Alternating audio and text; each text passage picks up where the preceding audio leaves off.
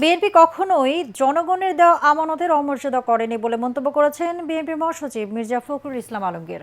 দুপুরে নিজ নির্বাচনী এলাকা ঠাকুরগাঁও ১ আসনের বেগুনবাড়ি ইউনিয়নের পাইকপাড়ায় আয়োজিত জনসভায় তিনি এই মন্তব্য করেন। মির্জা ফখরুল বলেন, কিছু খারাপ লোক আছে যারা নিজেদের মধ্যে বিরোধ ও বিভেদ সৃষ্টি করাতে চায়। এই চক্রান্ত থেকে দলীয় নেতাকর্মীদের সজাগ থাকার আহ্বান জানান তিনি।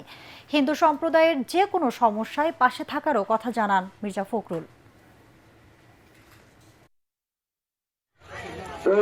আমরা এখনো জোর দিয়ে বলতে পারি, আমরা আমানত খেয়ানত করি না।